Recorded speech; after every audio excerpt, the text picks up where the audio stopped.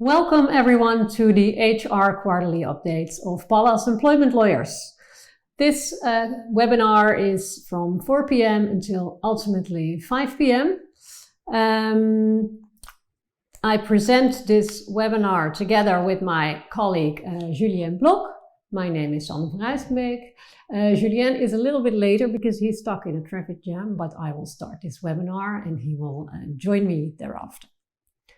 What will we discuss today with you? We will discuss updates on employment legislation, guides against sexual transgressive behavior, which the government recently published. We will explain the risks and checks required in case of employee resignation, and we will explain the do's and don'ts for instant dismissal. At the end of the webinar, we will have availability to answer your questions, so you can type your questions in the chat function, and we will see this here on our screen. So at the end of the webinar, we will look into it and see if we can answer your questions. You will also receive a copy of the presentation by email later on, so if you have any questions later on, you can also send us an email because our contact details are on there as well. The order of the webinar is a little bit different than on this slide because I will start so Julien has some more time to arrive here. Okay, I will start this webinar with the guide on preventing and addressing sexual transgressive behavior in the workplace. This is a guide which is published on the 13th of March 2024 by the government to support employers in preventing and addressing this in a proper way. You can read this guide online. It's quite long, so I have prepared 2 slides to inform you about the highlights of the content and what you can expect there. The first part of the guide is about prevention and preparation. It says that it's important to define a strategy and the responsibilities within the company regarding this topic, as well as to define risks. So are there positions of power, dependency, what occasions could this kind of behavior more easily occur, and develop a support system. Like, for instance, with having confidential counselors in place or roles for HR to support with that. And it's important to create a reporting protocol and a code of conduct so people know how to behave, and there are clear policies for that.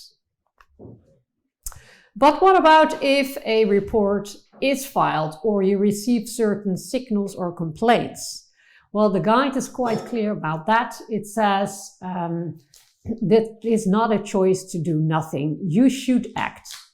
And important principles in that respect are that it's important to separate the researchers from the decision makers. So the people independently researching what happens should not be the ones deciding about the next steps or what should happen with the people involved. And it's very important to, in an early stage, bring the notification in context.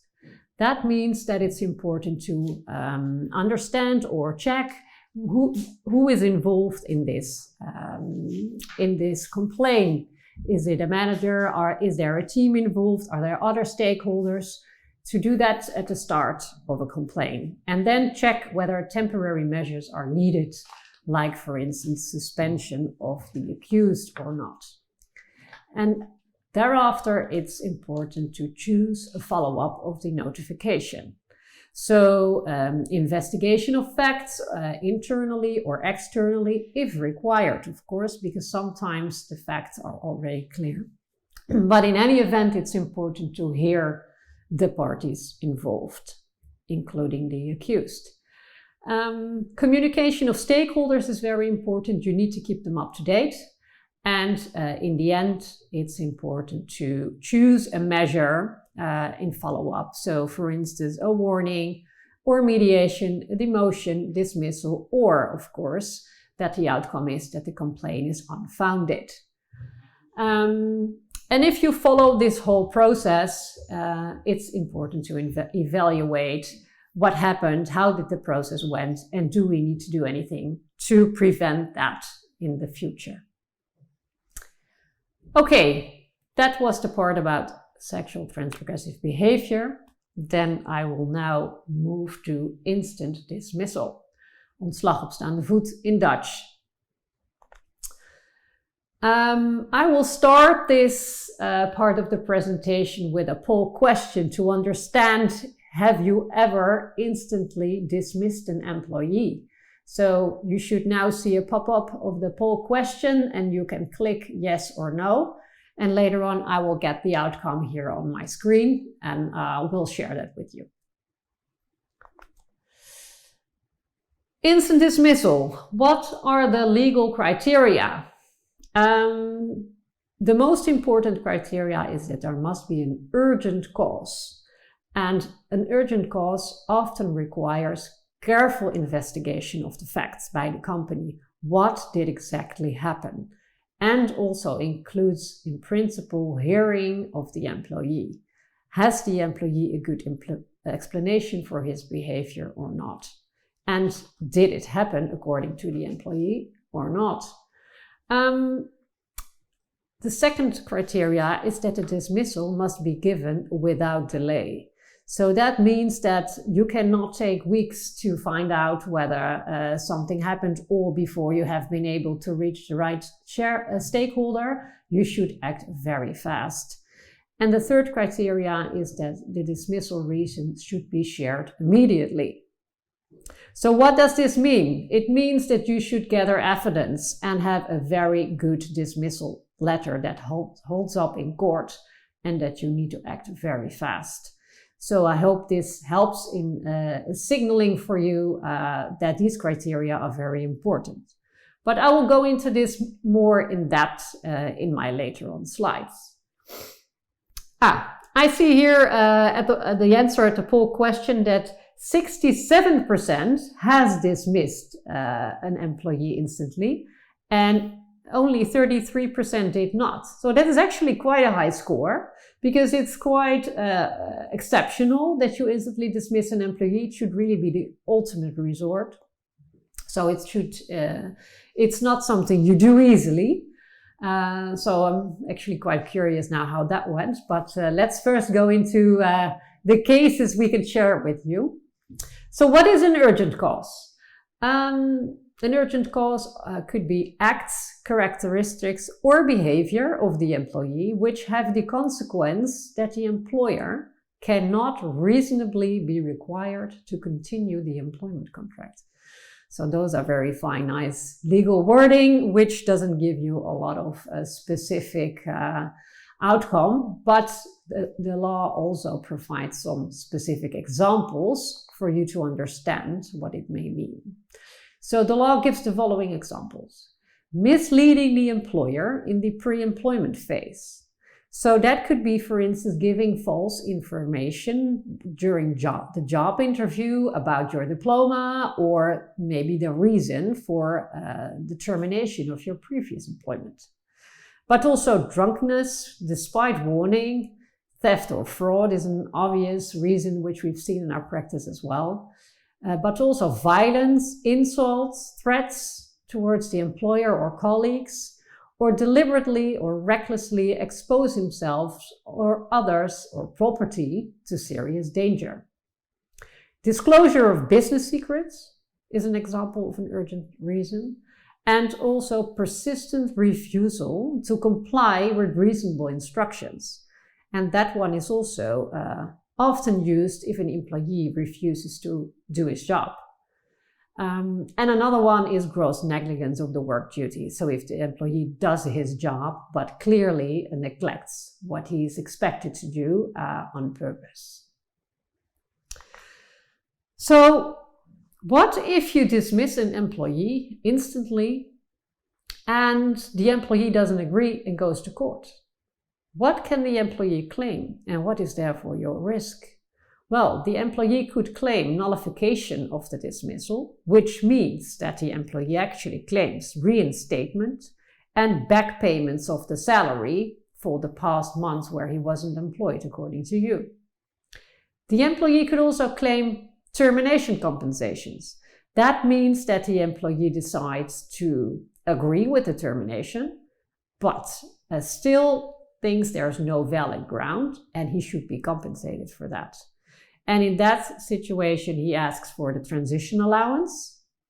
That is the statutory severance we have of about 1/3 of a monthly salary per service year. The notice period compensation, because if you, in case of an instant dismissal, you end the contract immediately without giving notice or without observing a notice period.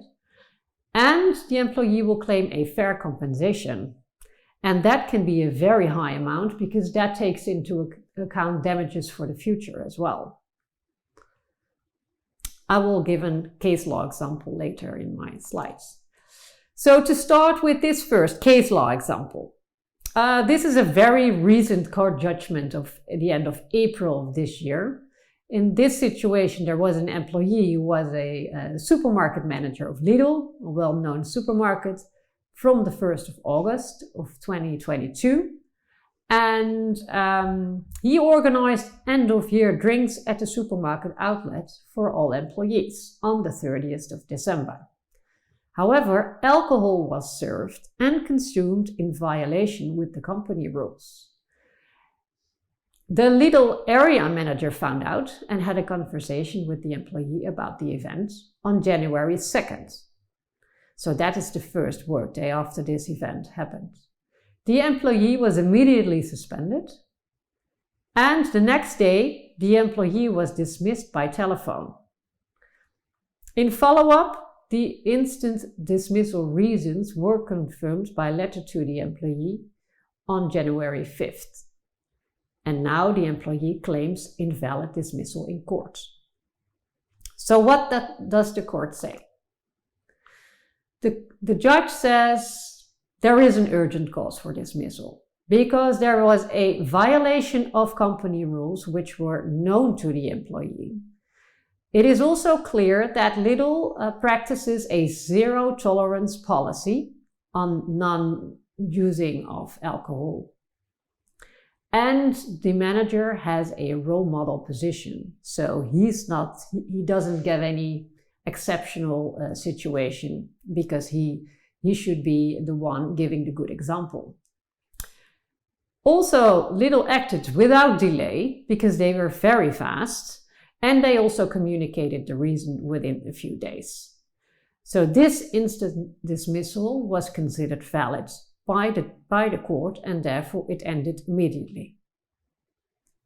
But it's not always like this. And that's clear from this case law example of the Court of Amsterdam of the 5th of February 2024.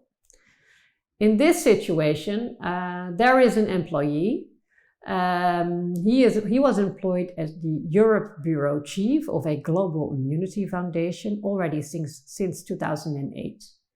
His salary was about 10,000 gross per month.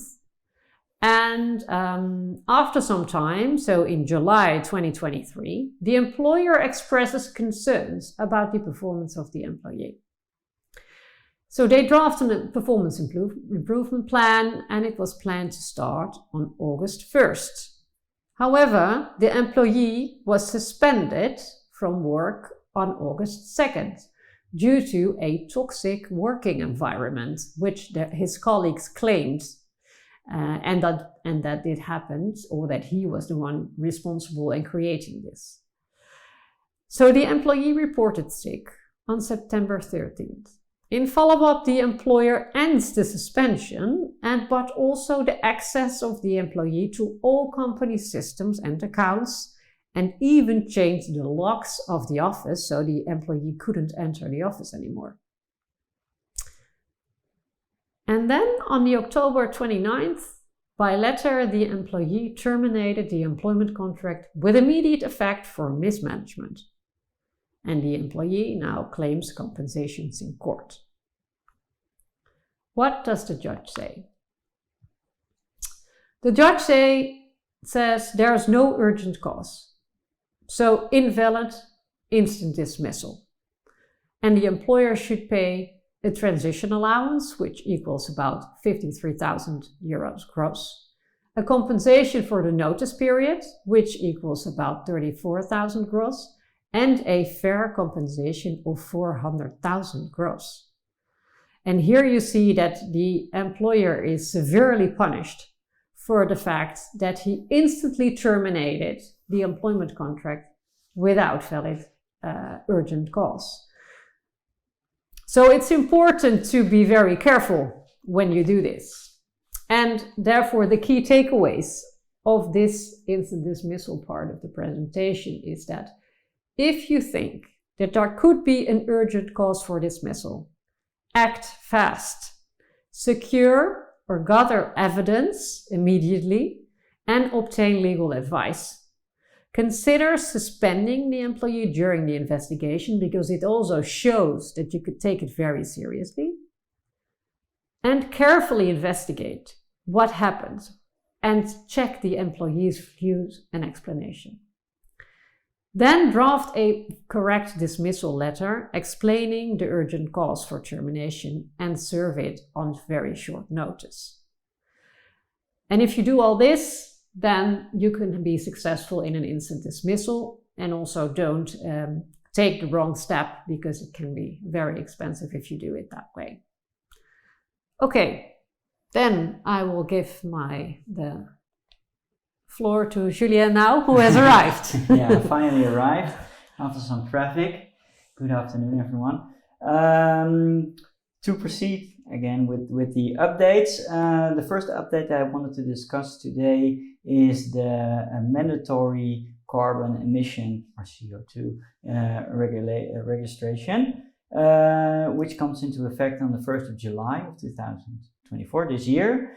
And it includes mandatory registration for employers who have 100 or more employees, which I understood from the letter from the government is about 60% of the work population is involved there. 8,000 employers are involved with this registration. It only applies to employees who have an employment contract for 20 hours or more. Those are considered employees. So if you have employees with less hours or something like that, and you don't meet the criteria of 100 employees, then you fall out of the scope of this mandatory registration. What are also not considered employees are agency workers, contractors, or seconded employees. So if you meet this criteria, then you are obliged to register from the 1st of July the means of transportation of your employees, which involves business traffic and commuting of the employees. This registration is an outcome of the climate agreement, and includes includes that the government wants to have a better insight of the carbon oxide use for business traffic and commuting of employees.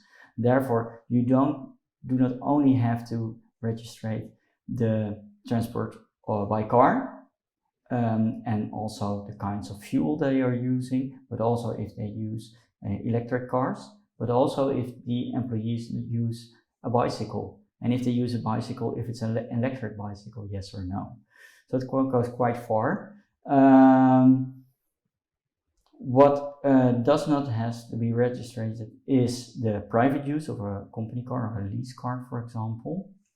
And by 2027, there will be the ministry will check the outcome of this registration, and if the companies are on track within the climate agreement to reduce the carbon emissions in the Netherlands for business traffic, then nothing happens. If they are not on track, then possibly additional laws will come into play, which could include a maximum emission per employee but that depends, of course, on the outcome of this research.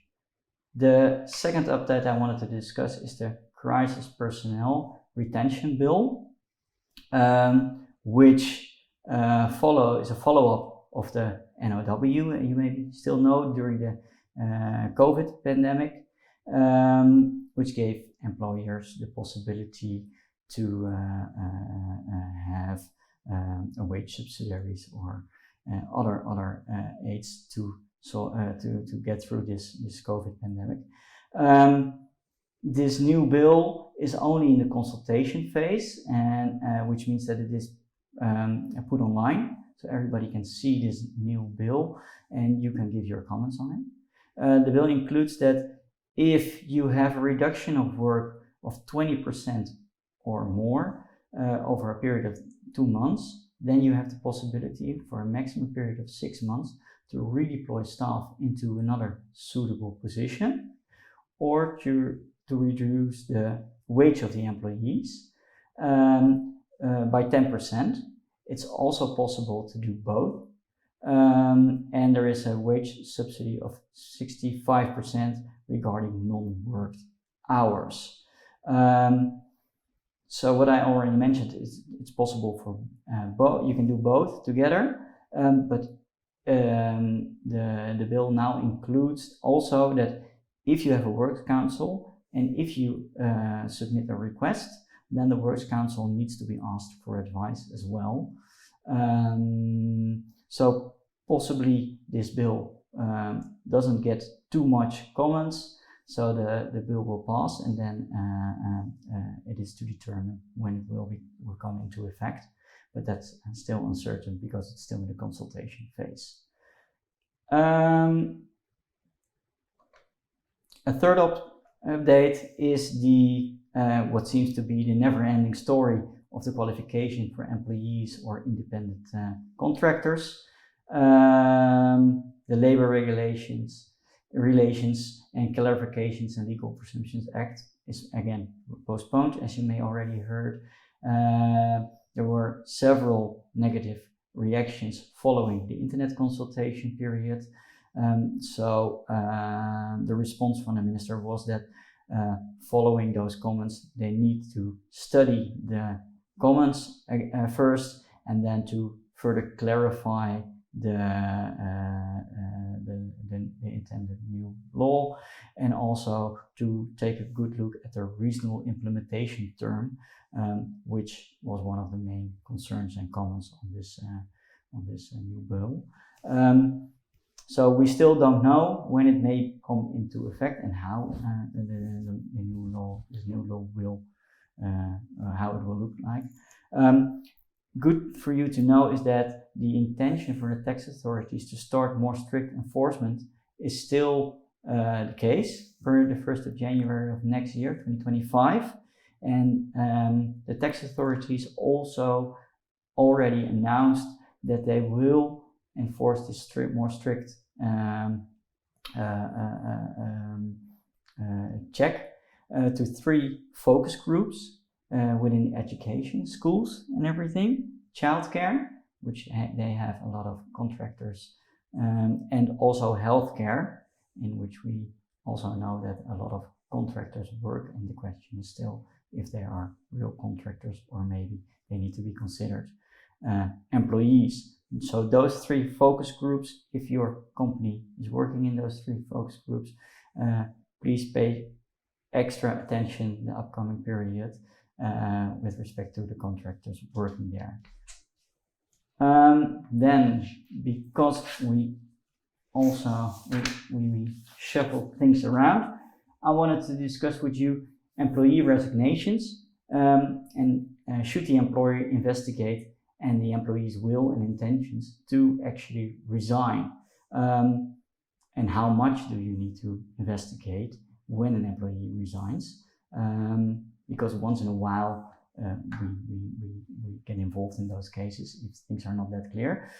We also included a poll again after this slide, because let me take a look. Yeah, Should the employer investigate his resignation if he receives a WhatsApp message or something like that? Hi employer, this is my resignation. Should you further investigate this, or is this sufficient if an employee sends you this message? So you should receive this on your screen, see this on your screen again, and then Sanne will get the outcome. As I mentioned, this is also a little bit more of a refresher, because this topic is continues to go on for quite some time already. Yeah, that must have and the thing is that you need to be aware that the message from the employee needs to be clear, and it needs to be unambiguous. So you need to be this is very strict, and that also follows, and now I go to the correct slide again, from case law from the Supreme Court over the years, already from 1975 already, and almost 50 years of age already, this court decision that included a mentally ill employee who mentioned to his employer that he couldn't handle it anymore, and the next day after he yelled this to his employer, the employer already confirmed his resignation, and in this case the employee declared that afterwards that he was in an emotional moment, and he resigned, and that what the employee mentioned afterwards, that he could not oversee the consequences at that time because of his mental illness, and that resignation didn't stand eventually in court. So the resignation was not accepted. Eventually the employee received a severance. The second court case, the duty of the employer to investigate, which depends on the circumstances, such as the content of the statement, the emotional state of the employee's position, the employee's legal knowledge, acts of the employee after his resignation. This case included an employee who wanted to go on a holiday to Morocco for 3 months, and just a few days before he left on his holiday, the employer showed him a letter which included a final settlement of his employment, and the employee was asked to sign this document, which also included the termination of his employment contract and his resignation.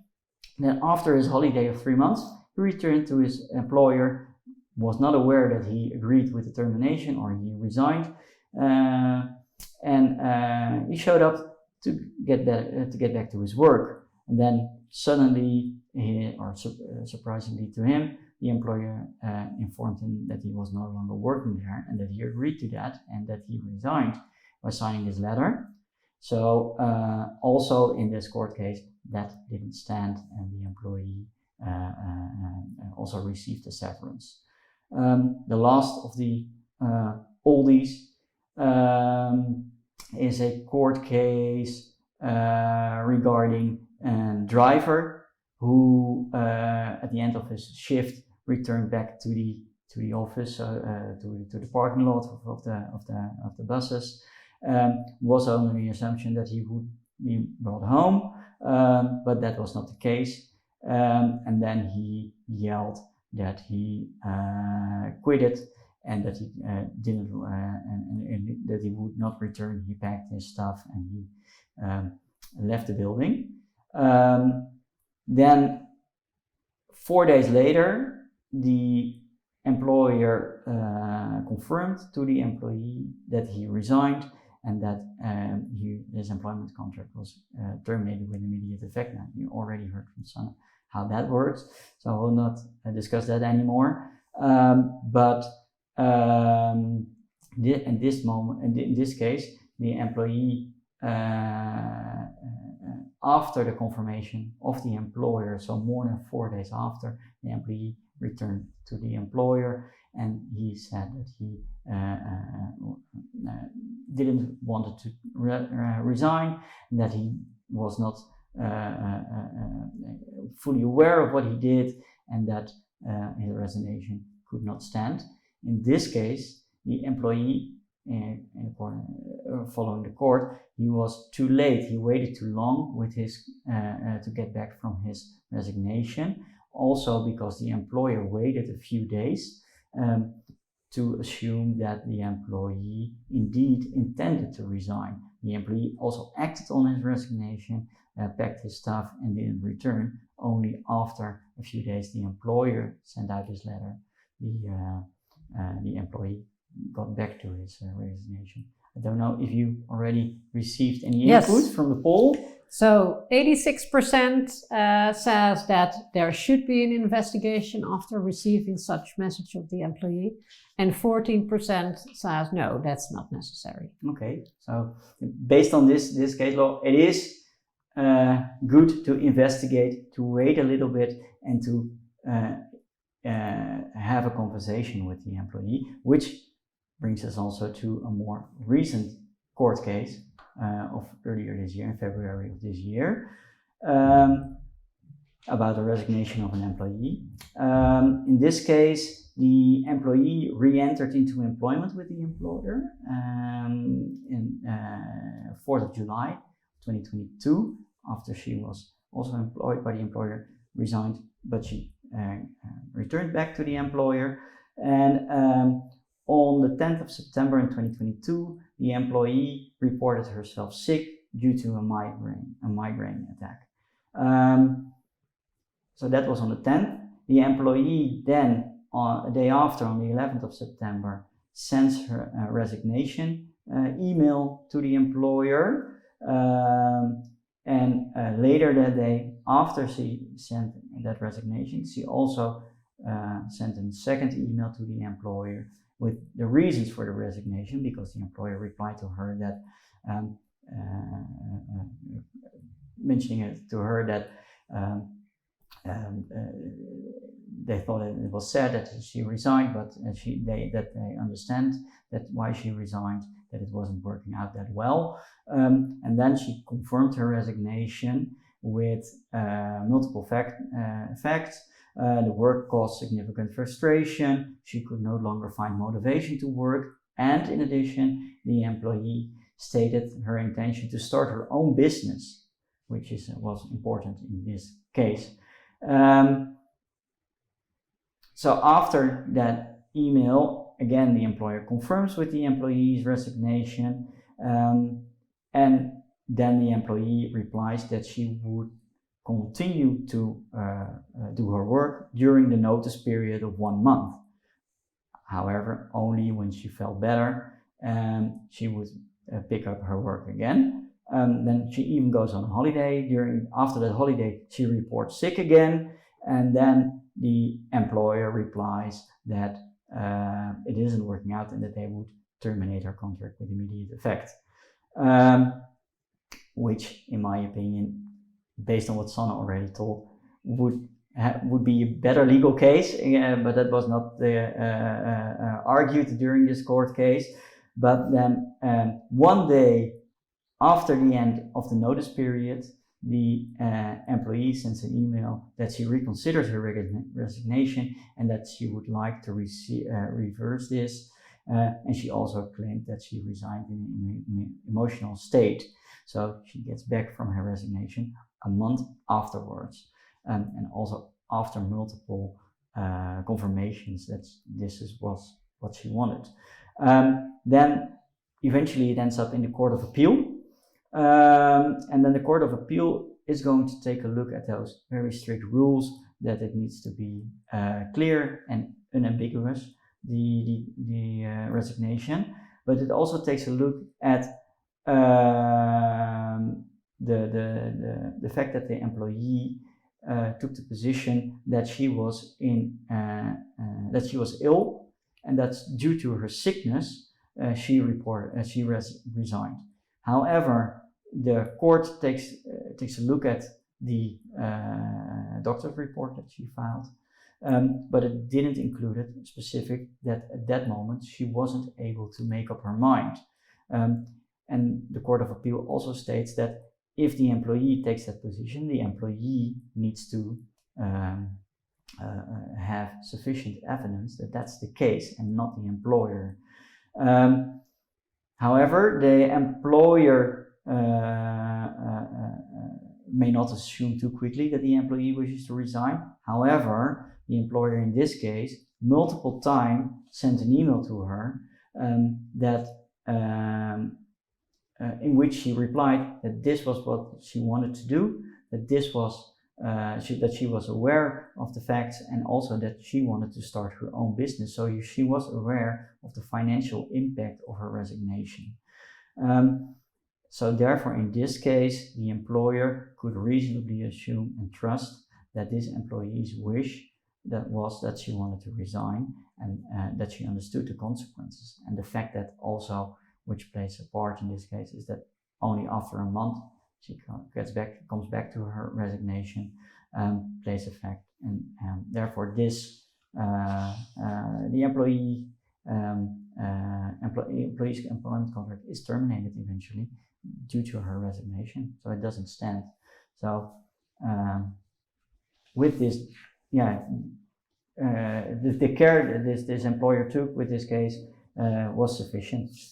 Then the other situation, if an employer sends a letter to an employees about the termination of their employment contract, does this also need to be clear and unambiguous in case the employer terminates the employment contract? So has the employer also duty to investigate whether the employee understood that the employer intended to terminate the employment contract? And this comes from the Supreme Court of January of this year. In this case, the employee entered into an employment with the employer in 2016, had an indefinite term contract, and after the employee reported sick in October 2018, he received a letter from his employer in December 2018 with the title "Termination due to the closure of," and then it's not included in the court documents, the name of the employer. The letter included that due to a lack of work, your employment contract will be terminated immediately. As an alternative, you can work at a different employer, the name is also not filed, which is a full-time employment from Ghent. So, and the employee worked in the Netherlands normally. The question that arose was whether this letter could be considered as a termination of the employee employment contract. And the Supreme Court includes in this court decision that the standard of clarity and unambiguity regarding whether an employee voluntarily intends to terminate the employment contract, that this does not apply for the employer in that sense. And whether the employer also has the obligation to duly invest if the employee understood that the employer terminated the employment relationship, does also not apply in this case. So you, of course, as an employer, need to be clear in a certain way that you want to terminate the employment contract. You only don't have to include very specifically that you want to terminate the employment contract because of this and this and this. Not if you are having an immediate dismissal again. There, in this case, it goes also a little bit wrong in my opinion, but it is a little bit more gray and not as black and white. If an employee resigns, then in case if an employer gives notice or terminates the employment contract. So that gives a little bit more room for you as employers instead of employees, and you don't have to check up on the employees if they understood that indeed their employment contract is terminated with this letter or will be terminated with this letter. Okay. So that leads up to the questions. The questions, yes. So if you have any questions, type them in the chat. So we still have some time to answer those. We already have some questions coming up here. So the first one is for you, Julianne. So the question here is, what should we do if the employee does not mention a date in the resignation letter? Can we assume that this means the employee resigns after the notice period? So I think if the employee just says, "I want to resign," like in the poll question. Yeah, and I understand the consequences, etc. Or you ask you understand the consequences, but the employee leaves it in the middle when he resigns. That happens. That happens quite sometimes. That the employees do not understand the notice period completely. My advice is always, or our advice is always, I think that you do the same, is that that you get back to the employee and confirm to the employee the date of the resignation, so you have that in writing, and that the employee indeed also intended to resign with that specific date. It's also possible that the employee takes a notice period into account which is not correct, and if you can maybe 2 weeks instead of 4 weeks, or 1 hour, or less than a month, and if that's workable for you, then you can also confirm that that's then the end date, but only if that is possible for you within the organization and exactly. work. Good question. Yeah, exactly. So the employee could is also allowed to observe a longer notice period if he wants to, but only with the consent of the employer. The employee is allowed to observe a shorter notice period. But indeed, very important to confirm the date, so there's no misunderstanding about that. Let's see another question. Will the employee be entitled to unemployment benefits after instant dismissal? And is it possible to settle instead of instant dismissal? Well, to start with the first question, in principle, no. So if you terminate an employee instantly for urgent cause, he's not entitled to unemployment benefits. So that's quite a harsh measure in that respect, because there's no income after that end date. And that is indeed a reason why often these cases are settled as well, because there's so much at stake for the employee that it often results in litigation, so court proceedings after such termination. And for the employer, it's either a matter of principle, and then we have the court cases, or the employer just wants to settle and, let's get it over with, and at least pay maybe something to make sure it ends. And in that case, it's possible also, even after the instant dismissal, to settle with the employee. There's even a legal option to offer the employees both, to say, unless you sign this settlement agreement within like a week, we end the contract for urgent cause with immediate effect. And then, the employee can assess with his own lawyer whether that's the more beneficial offer for him, or maybe even sometimes negotiate better terms. So there's also settlement negotiations possible in case of instant dismissal. Let's see, here's another question about the CO2. How to count 100 people? Is it employees and contractors, or only staff? And I think with staff you mean employees. Yeah, it's only employees. Contractors are not included. The same as agency workers, they are also not included, and it needs to be an employee who works 20 hours or more per week. And it's also good to know that as an employer, it takes into account the registration in the Dutch Chamber of Commerce. So if you have, they will take a look at each registration. So each company who has its own registration in the Chamber of Commerce is considered an employer. And then within that legal entity, you need to take a look if you meet the criteria of 100 employees. So if you have a group company and several companies under that group company, then you need to take a look at each individual company if you meet that criteria. Right, so per legal entity. Yeah. Okay, well, those were the questions here on the screen, so I think you have no further questions. Then I would like to thank you for your attention and for attending these HR Quarterly updates. After I finish this sentence, you will see poll questions again, which is the webinar evaluation. We kindly ask you to answer those 3 questions, I think it is. And we look forward to seeing you the next time again. Thank you very much. Bye.